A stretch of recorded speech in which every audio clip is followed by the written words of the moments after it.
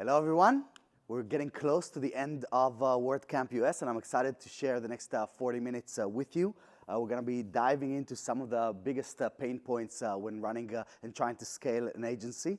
And towards the end, there's going to be a bit of a Q&A. So make sure that you have your questions. Go to the mic towards the end. And I would love to make this, the last part of it, a bit more of a conversation between us. So as we get started, today we're going to be talking about the silent killer of agency growth.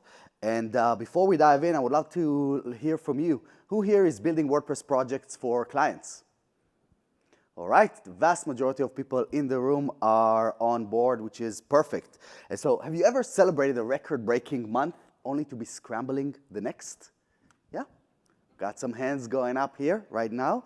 So welcome to the feast and famine cycle of the agency model. And today we're going to solve this together.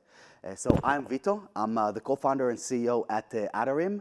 I've been using WordPress since 2009, back in version 2.9 at the time. I used to run an agency in London, where I'm based, delivering more than 600 projects to small to medium businesses, a bunch of web apps for startups that wanted to kind of test out ideas.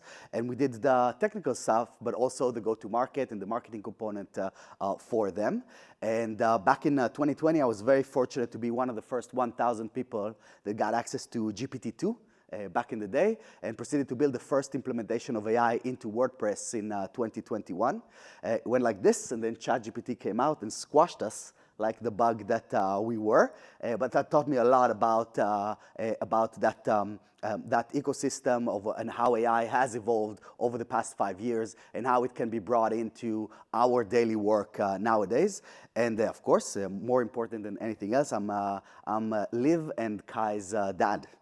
And so let's talk about this a little bit. How did we get here? How did we get to this concept that one day we're eating and the other day we're starving? And really what we want to talk about is start to breaking it down into some of the core problems that cause this. And for some, it might be a surprise that it's not your cheap-ass clients that we all have.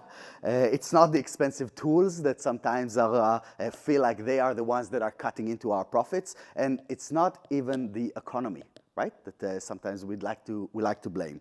And what is it about? It's always about the processes behind the work. It's how we collaborate, how we deliver, how we systemize the work that we do, how we understand that we are sitting in a place where we're not just building websites, but we are service providers. And that is an interesting and important distinction when we're trying to scale our web design business. So first, let's understand and dive into the problem itself. And this is an interesting, this stat came from an interesting survey that we ran at Atarim a couple of years ago, where we found that there is an inherent increase of between 500 to 700% in the delivery time for every creative project that is out there, which is insane. Look at the gap of how long it takes you to create and how long it takes you to actually deliver.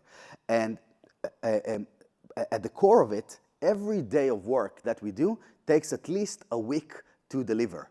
And I put in a few examples here, and I'm sure that a lot of you would agree. If I was to build a small business website on my own, let's say a 5-pager website as an example, I can do it in about 3 days, yeah?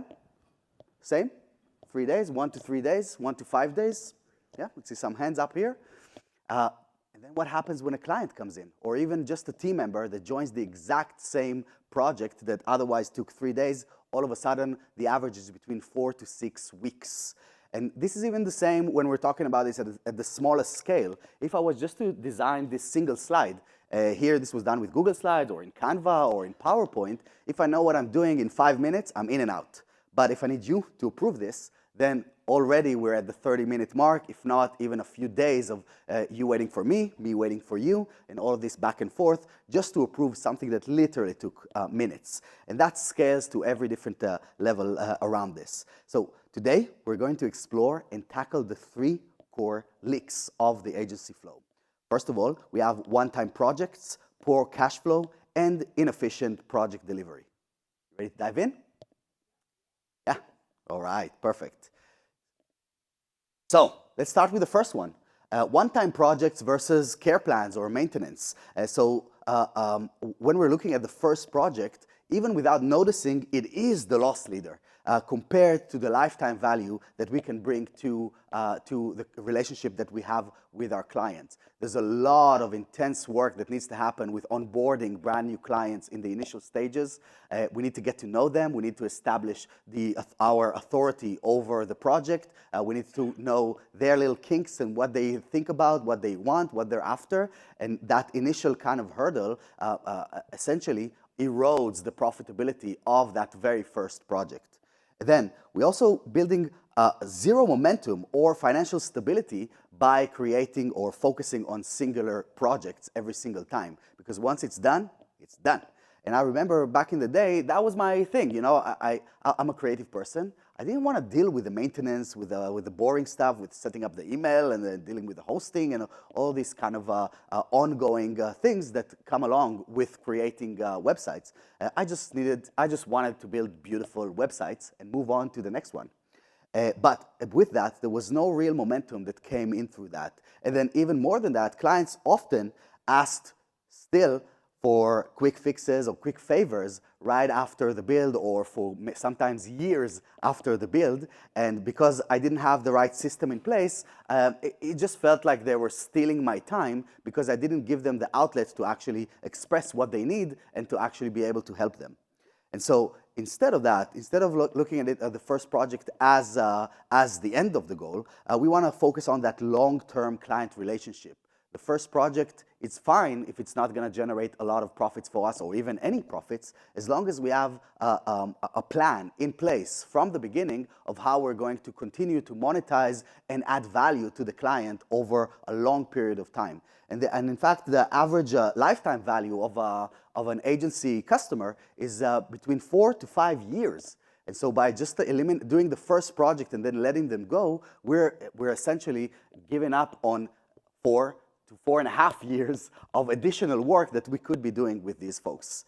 And then when it comes to the momentum of this and the financial stability, if we have that phased approach that we're going to be talking about a little bit, if we have a solid backlog of work and our delivery is proactive rather than just reactive, waiting for the client to come to us, we can build that momentum into the project on an ongoing basis.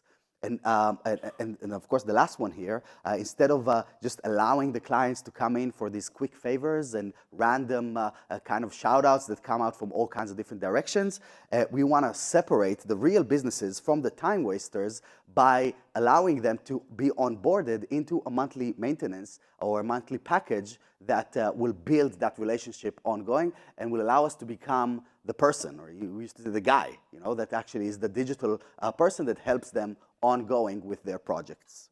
And so I'm going to jump one step up here when it comes to the phased approach, which is a really interesting kind of concept when it comes to delivering projects. So one thing that we did at the agency back in the day is that I tried to make sure that the first project is in fact as small as possible, rather than trying to squeeze in all of the different elements and all of the different aspirations of the client. Let's just get something out there. And this is more of how products operate, how people build products in that kind of iterative, agile type of methodology, rather than that waterfall, that one shot is like, here it is, and now we're done. You know? And that allows us to create continuous work with the client, creating phases, even from step one, of how we can continue to add value in the long term. So if they come in with that massive survey, that 10-page survey that they want to have as part of their quoting system, let's start with the contact form. Let's get it out there, and then let's map that as the phase 2 of the project. So you're already kind of leaning into that. And then, as I mentioned here, we also have that backlog. So every time that a client came with some sort of a request, we never said no. We were never afraid of scope creep. To me, scope creep is just inspiration in disguise. Really what we want to do is we want to encourage the clients to get excited about the work that we're doing together. And one of the ways to see that excitement is by having scope creep. It means that they're engaged. It means that they are seeing the potential of what our work together can bring to their business and can bring to their vision. And so, but instead of saying no, we just said, not now. and created that backlog that allowed us to go back to the client every time that we didn't have enough work in the pipeline and bring that back into the game so that I can come back and say, hey, what about that product page that we were talking about a couple of months ago? Maybe now is the time to approach that, and I have a few ideas. Let me share with you. Let's get on a call, and let me show you what we can do more. So if we're summarizing the first point, one-time project versus care plan, there is that concept that comes from the SaaS world, which is the good, better, best, right? When you look at pricing pages for SaaS tools or for every basically subscription type of product, you always have those three tiers, right? That good, better, or best. And that's the same mentality that we had for our care plans. And we structured it in a way that allowed us to move the client up the value ladder as they continued to extract value from us, and we continued to extract revenue from them. So as they're starting off, and maybe most people will still end up on the good plan or the smallest plan, that's fair enough. But if their business has grown, we had that next step and that next level already mapped out for them. We even look at it from a perspective of what is the scope of the project and started to bucket this thing into those three types of, to the three options within that subscription. So maybe the basic version is just a small website, a small business website that just needs ongoing maintenance, updating the plugins on a regular basis, making sure that, we're constantly up and not down, making sure that the website is nice and secure and fast, and that it converts and it adds value to the business of the client. That's the basic, you know. That's like the expectation that customers have from us, even without them saying it. That is the core of what we're offering to them.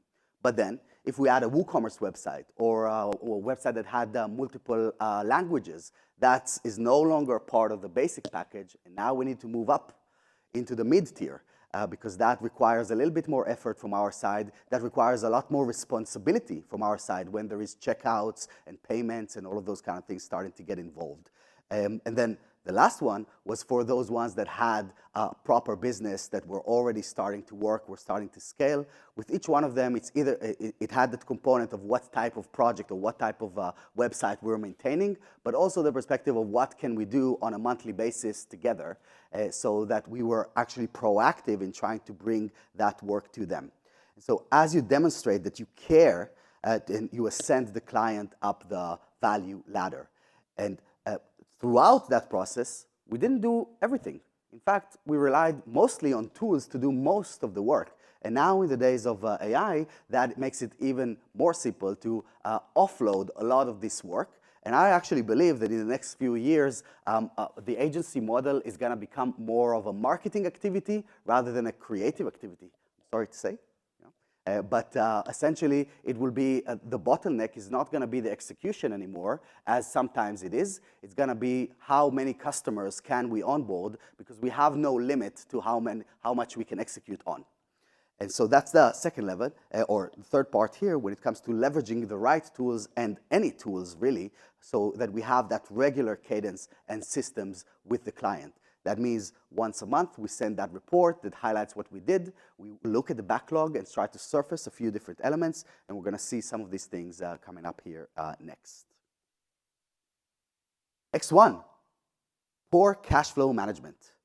So this is something that I had to learn the hard way, because when you're working on the project, especially as a creative person, you focus on just doing your best, and then the money will follow, right? But in fact, if we are not the ones that are actually calling the money in, then it's just going to stay out. And this is very important for us to make sure that we have that plan, that we have that kind of cushion as we're trying to deliver clients. So celebrating the project wins, then waking up to an empty pipeline has been a regular thing for us in the early days of the agency. And especially as I started in the beginning, it wasn't that bad. If I was on my own, I accepted it. Even though it was inconsistent, I didn't feel the pain because the only compromise was me. But when you start hiring different team members, and then you're already accountable to other people's livelihood, their families, then the stakes become way higher. But looking back, I should have had that exact same mentality about my own life and my own family. to make sure that I have that stability for myself, even regardless if I'm doing it for someone else as a team member within the team. So the next one is ghost projects that are waiting for content, and then we're done, or then we even start, right? And that's a pretty common sentence that we see in social media. I don't do anything until I get the content, right? And this is such a backward way of looking at it, because our goal is to get the client to their desired result, which is a standing website that serves them within their business, right? And so if we are creating blockers in the beginning of the project, we're actually killing the entire momentum, and we're encouraging them to ghost us and to actually go off and just focus on the next project that they have in their queue. We're all business owners, and we all have a massive list of things that we want to do. We sometimes can't find the time to actually do all of these different things. So when something gets cleared out of our way, then sure, I'm just going to move on and work on the next thing. It's not that they're waiting for us, or it's not that they're thinking about us. It's our responsibility to drive them into the result. And that again comes back to that core element that we're not really just building websites. We're service providers. And that means that they rely on us to take them through that journey. As you can see right there, right? This one, yeah. They rely on us to take them through that journey together so that we can grow with them and that we can get them to that goal. They don't know, you know, and why would them? I don't know how to fix my car. I don't know if I'm not feeling well. I go to the doctor and they tell me what's up, you know. Sometimes you would chat GPT it, but better to go to the doctor sometimes, right? And so we don't want to wait for the content. We want to drive towards it. We don't want to wait until something is done. We want to make sure that it is done, because it is our responsibility. We need to take that ownership over the project and drive that into fruition, build that momentum throughout. And then we have that delayed cash flow. It's just waiting for that project's last payment.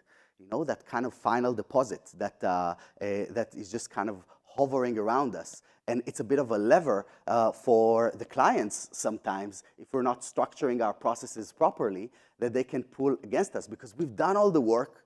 Sometimes it's an up and downs and a lot of communications, a lot of cycles that we do with clients just to get to that point.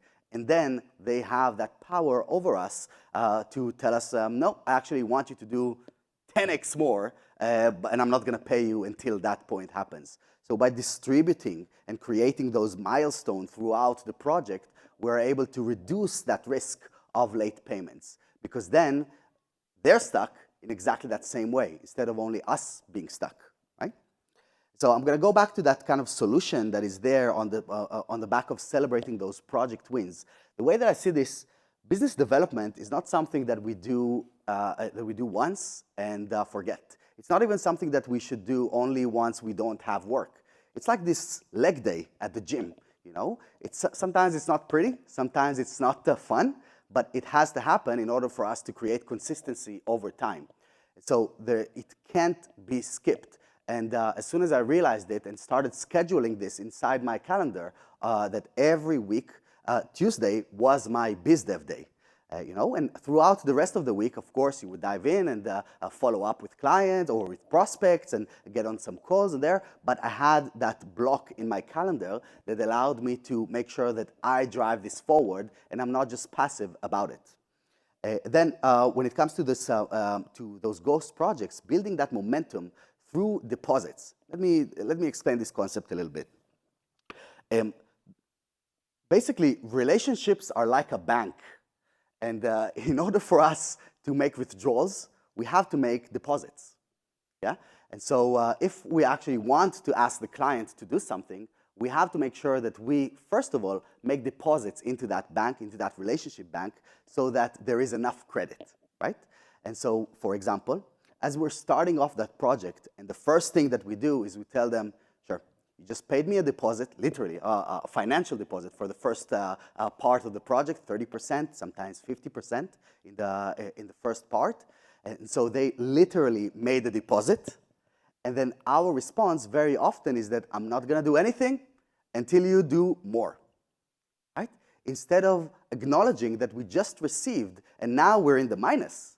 Yeah? The only reason why they came to us and they signed the contract with us is because we managed to position ourselves as an authority. We managed to explain the value that we can provide, but we haven't done anything yet. We just talked. And so what they did is they actually put their money where their mouth is, and they gave us the deposit. And then the first thing that we do is send them off to create content with a blank Google Doc. Why? So instead, there's all kinds of small things that we can do in the early stages of the project to start driving this momentum in. For example, in the first day, as soon as the client signed the contract, we would book the discovery session for the following morning, right? So this way, we're already starting to signal to the other side that it's not going to take weeks. We are not going to accept week-long cycles. We're starting today, and we're doing work tomorrow. And if we do that, right after the discovery session, we delivered a sitemap, which is so easy to do. In fact, most sitemaps actually look like some sort of a flow chart, or especially when we're talking about pretty simple projects, it's something that takes literally minutes for us to deliver and accomplish. So imagine the experience if at right after the discovery session, an hour and a half later, the client receives the first deposit from our side, which is that deliverable, that sitemap that shows them, all right, here's the plan. We just spoke, now I'm starting to work. We're building that momentum in.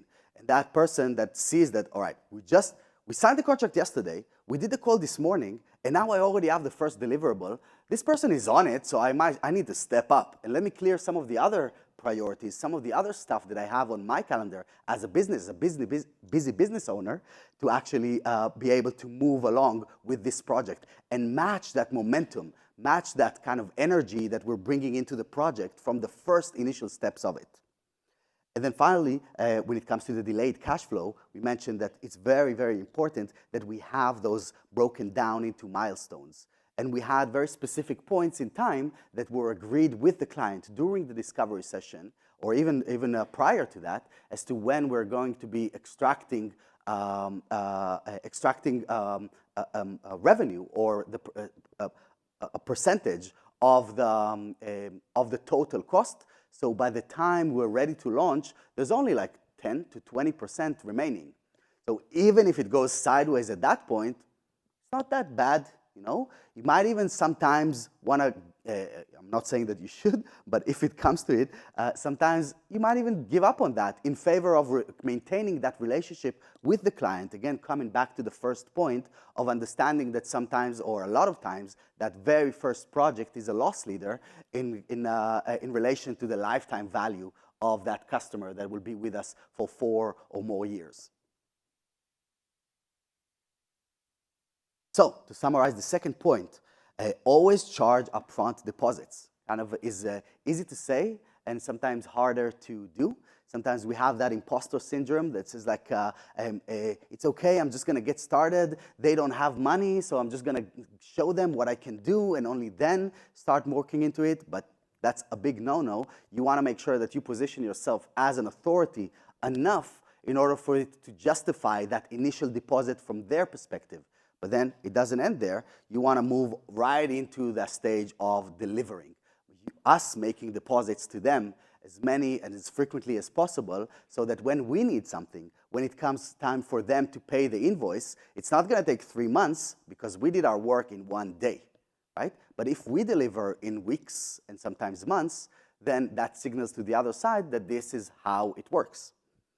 So the second part here is breaking that project into phases that I mentioned in the previous one, which allows us to create that stability throughout the project and spread the revenue that is coming in, rather than having like a month or 6 weeks of waiting for money to come in. And instead of that, we have every 2 weeks, sometimes 1 week, the ability to extract revenue and continue on and build that stability. And then the next one here is building that 3-month buffer, especially as you're working with a team, but even if we're working on our own.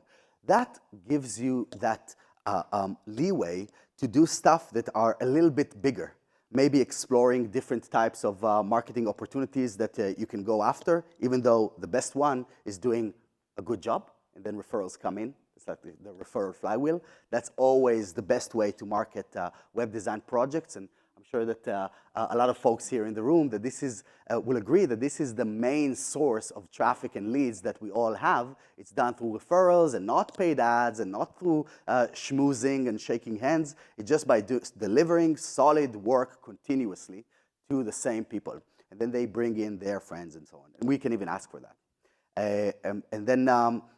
But having that buffer in place give us that stability, that calm to be able to execute. And even if things go a little bit sideways and we do have a little bit of a dry patch, which we'll see another way to solve this, we're not in debt.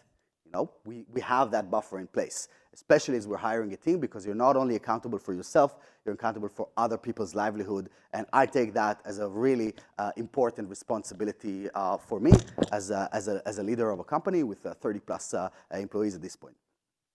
And as I mentioned, block that one day. Find that day a week that you would want to put in your calendar and just put it in there so that it's just mapped out in advance. If it's not there, it's just not going to happen because it's not fun for most of us. It's not what we want to do. What we want to do is we want to tinker with the product. What we want to do is we want to create stuff, you know, but doing outreach and reaching out to previous clients, exploring backlogs, grooming our lists and all of these kind of stuff, this is not exciting, you know, not as exciting as creating, as doing creative work. So as long as it's in the calendar, that is going to drive us into facing this every time. And maybe the first time you're going to look at it and try and ignore it, but the second week that it's there, you're going to start taking action into it. So make sure that it's blocked in advance continuously. It's not something that you put in every week. You put it now, and it's there for years to come. This is our day. And the third point here, inefficient project management. So as we mentioned at the beginning, the feedback, the collaboration, the delivery process with clients adds 5x to the creation process itself. And that is crazy in its own right, just kind of that realization. As soon as I saw that on a graph, that just opened my mind to what's going on here. And really the way that I look at this is that when I first started building website, it was on GeoCities back in the day. And it took about 10 hours to write a homepage because we would code the whole thing up from scratch, right? And then we got these tools that allow us to drag and drop, and all of a sudden, what took 10 hours now takes 30 minutes, and it looks 10 times better. And so the creation process has been squashed dramatically through advances in technology. And in fact, if we're diving even more into it, you will even see that the vast majority of the resources and the investments that were made into our space over the past 20 years have gone into the creation process rather than the delivery process. That's why most of us, in fact, more than 80% of us, still use emails and text-based type of tooling to deliver visual work. And that disconnect of using email, which is a 30-year-old tool that was never designed for this purpose, to try and communicate something that is visual in nature, that creates that disconnect. We evolved a lot on the creation, and we remained exactly the same on the delivery. That's what created that gap. It's not that it got extended over time. It was balanced in the beginning, but as one shrunk, the other one didn't move. Yeah? And so what we want to do is, now that we're aware of this, we have the ability to start proactively looking into that. Oh, I think that the first one I left as the same one in there, right? The client feedback takes 5 times, and the client feedback takes 10 times. So I'll tell you what I meant to write on that second point there, right?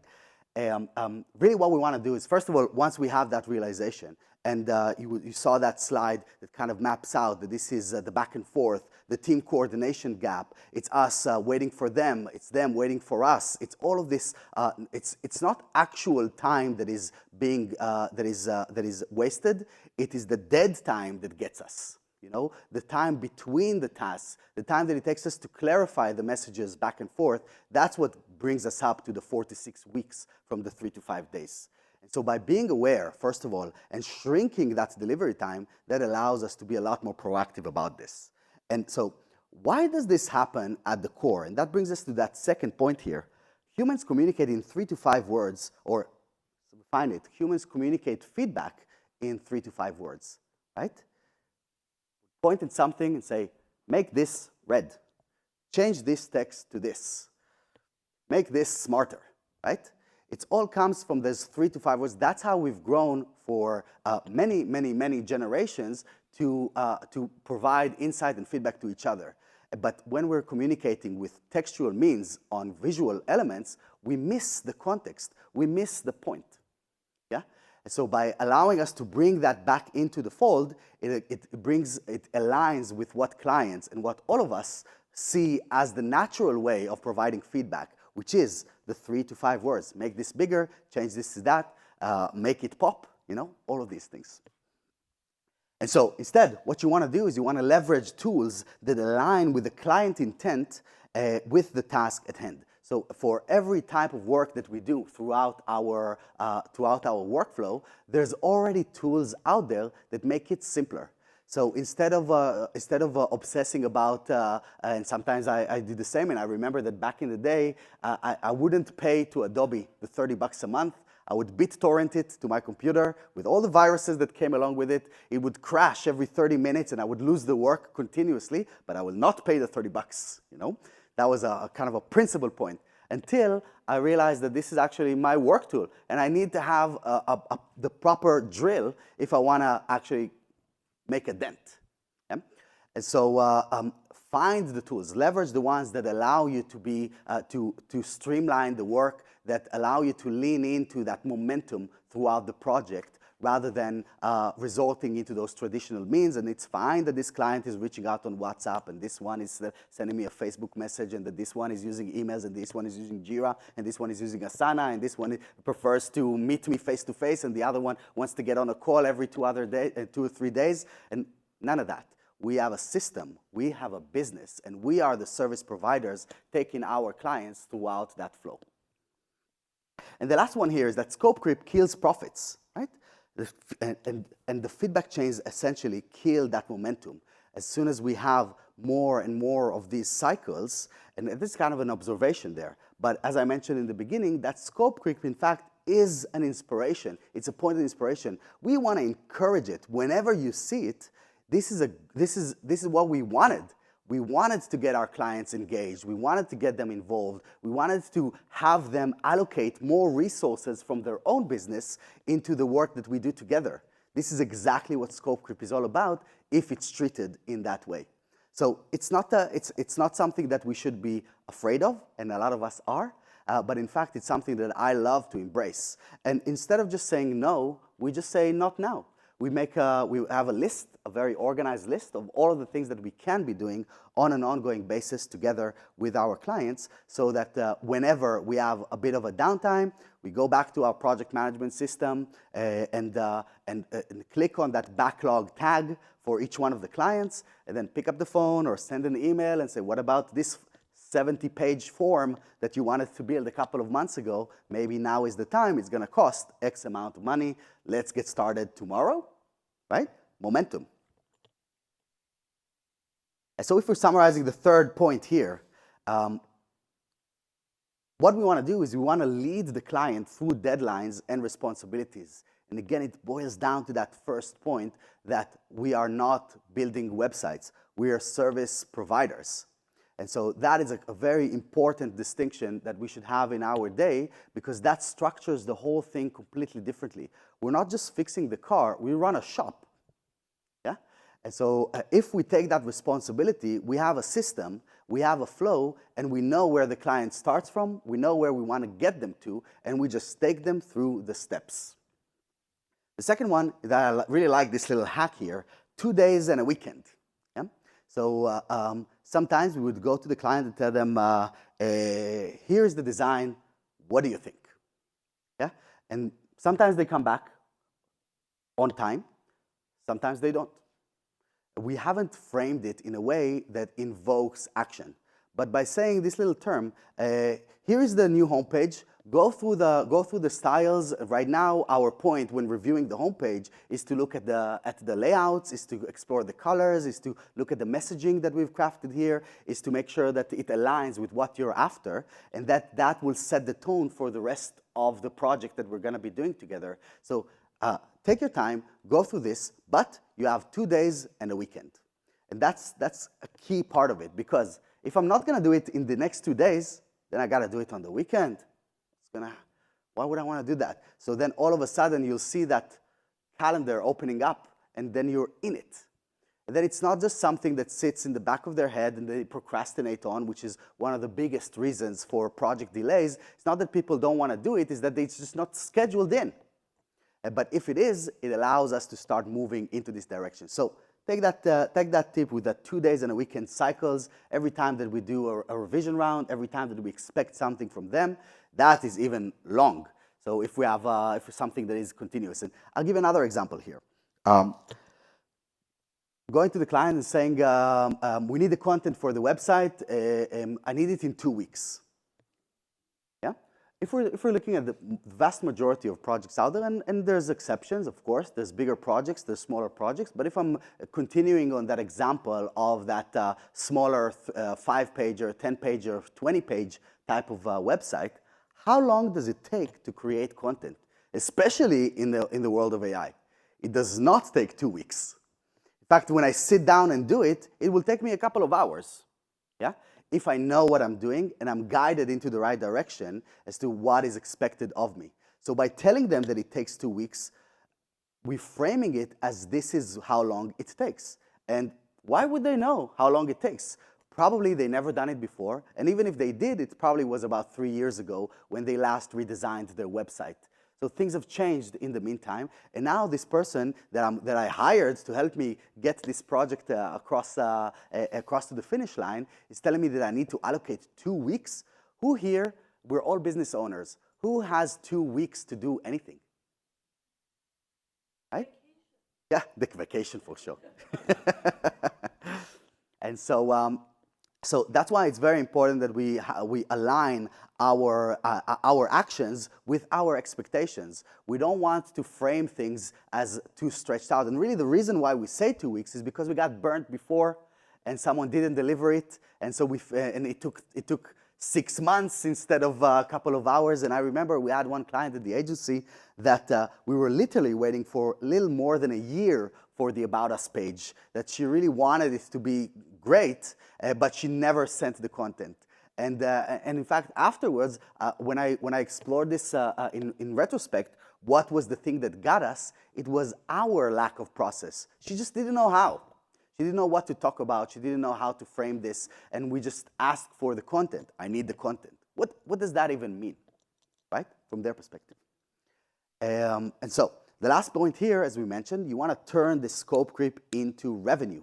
You want to validate their ideas, backlog them, and then upsell in later phases. We don't say no. We say, oh, as long as it's a good idea. Because of course, we can say no if it's if our professional skills tells us that this is the wrong path. We should be advising our clients. But if it is something that could be done and should be done, but not now, and it's just going to steer us, or it's not within the budget, then that's fine. This is such an awesome, amazing idea that you just had. Well done. I'm so excited that you're engaged, that you're working with me, that you're inspired, that you're excited about the work that we do together, but we can't do it right now. So let me note it down, and once we finish this stage of the project, I'm going to come back to you, and I'm going to tell you what we can do with this idea that you had. And if you have more, please let me know. Yeah? And so, I hope that we managed to see that throughout this session, it's not so much about the tactics, and there are some of this, but it's mostly about shifting our mindset. Instead of us being the website builder, we're the service provider. Instead of us doing the one-and-done creative work because we're creative people and that's what we want to do, we want to actually build a business and create partnerships that are gonna carry us together, grow together for years and years to come. And that compounds, because instead of chasing clients, every client that we bring in is being added to the last client that we already brought in last month or 2 months ago, and that is now on his second, third project, or on their ongoing maintenance that allows us to continue that work. And then instead of us thinking about this from a manual chaos and all kinds of different sources of communications, we want to set boundaries in a positive way so that we can all thrive within those boundaries. And that's where we're moving from that manual chaos into systemized work. And finally, I want to give you a few strategic upsells here, a little bonus that we can do, things that you can do starting today. So first of all, track the unused hours in your care plans. If you already have care plans, and who here has care plans already with some clients? Well done, well done. But a lot of times we're kind of putting this on the back burner and saying like, all right, they paid us for 1 hour, that plan included 1 hour of maintenance a month, and the client hasn't spoken to me in 6 months. That's amazing. It means that I actually saved six hours of work that I didn't do but got paid for. But that's the opposite, because they expect value in return. And the fact that they actually paid for it makes it super easy for us to come in and add value during that time. So we want to be proactive about this. Track the unused hours and come to them and say, hey, we haven't done much over the past couple of months, and I have 3 hours to do some stuff with you. I think it would be great if we work a little bit on this homepage and try and improve the conversion rate. Try to improve the SEO of the page. Maybe create a landing page because Black Friday is coming, you know? And just try to engage.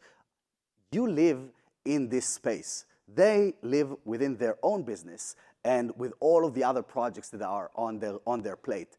It's not on their mind in the vast majority of cases, right? And plus, it's a lot easier to tell others how to run marketing than to do it for ourselves. Yeah? And so the second part here, you want to build even more trust throughout the relationship. And then once we have that, by providing deposits, by proactively thinking of what can I do for that client. I just read an interesting article that relates to them. Let me just share this with them and say, I thought about you.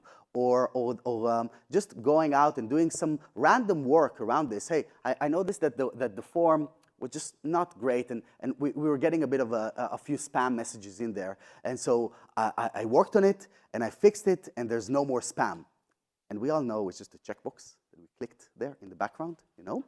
But for them, it's like, oh, finally, I've been getting all of these annoying messages coming into my inbox. I don't know what is good, what is bad, you know, all of these kind of stuff that are coming in from this form, as an example. So you want to lean in to building more trust, to making these deposits so that when you want to upsell, they just want to work with you. And it's not a matter of discussing the price, it's a matter of discussing what is the ROI, what is the value that is going to be brought into their business on the back of the work that we've suggested for them to work with us. And then don't shut down ideas, structure it into paid phases. I'll give you one example here. Oh, we're almost done with time here. I'll give you one example here. When it comes to the paid phases around this, the first one is let's get it out there. The second one is let's make it good and converting and powerful. The third one is how do we market this? How do we bring in more traffic into here? Do we need more landing pages? Let me connect you with that other freelancer or other agency that is the local one that does the SEO bit, you know, if we're not doing that internally, or that runs some paid acquisition. So we can do some Google ads, drive it to the website. Don't worry, I'll work with them. Together, we're going to work and make sure that the conversion rises from month to month so that you don't need to worry about that, right? So build phases that allows you to create that and extract additional revenue and value from them. Thank you very much, and I would be happy to answer any questions that we may have if we have time.